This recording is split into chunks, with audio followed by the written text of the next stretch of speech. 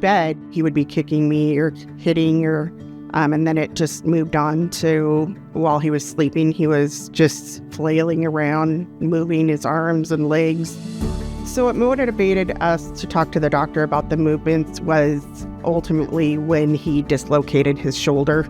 I just kind of felt like something needed to change. We didn't know if there was anything that could be done, but we knew that we needed to figure that out. If I knew of somebody that had HD chorea, I would just talk to them about not waiting like we did, reading as much as they can, talking to people, searching people out. I would ask them to really advocate for themselves, especially with the chorea, because that is something you can't hide, and it affects all of your activities. It makes just living very difficult.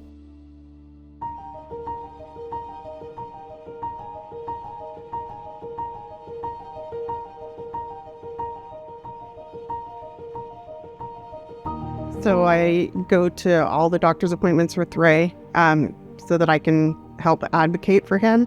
Sometimes he doesn't realize various symptoms or feel the need to get them managed. So for the chorea, I feel like sometimes the person actually with HD doesn't realize that they have the chorea, especially in the beginning.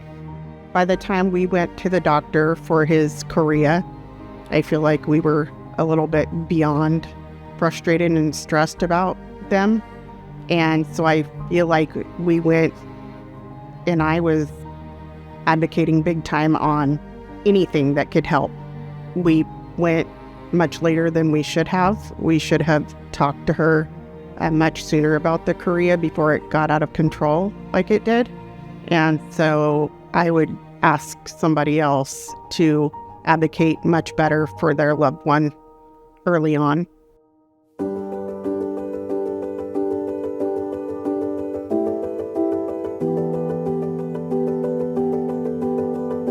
So as the movements progressed more and more, I was thinking about planning in my head what steps we would need to take, basically just to keep him safe and the rest of our house safe, and different equipment he might need, what equipment he would need for, say, getting dressed or taking a shower, or if he would need a wheelchair, getting a wheelchair ramp made, getting a deck put on the back so that he could still go outside once he was in a wheelchair.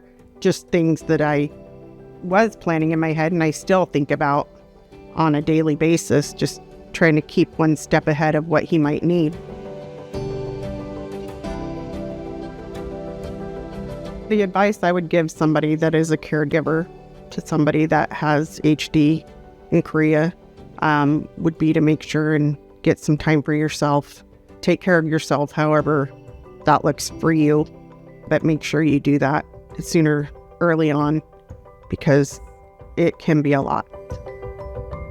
AUSTEDO XR is a prescription medicine used to treat chorea associated with Huntington's disease in adults. AUSTEDO XR can cause depression, suicidal thoughts, or actions in patients with Huntington's disease. Pay close attention to and call your doctor if you become depressed, have sudden changes in mood, or have suicidal thoughts. Don't take if you have liver problems, are taking reserpine, tetrabenazine, or valbenazine. AUSTEDO XR may cause irregular or fast heartbeat or abnormal movements. Seek help for fever, stiff muscles, problems thinking, or sweating. Common side effects include inflammation of the nose and throat, insomnia, and sleepiness.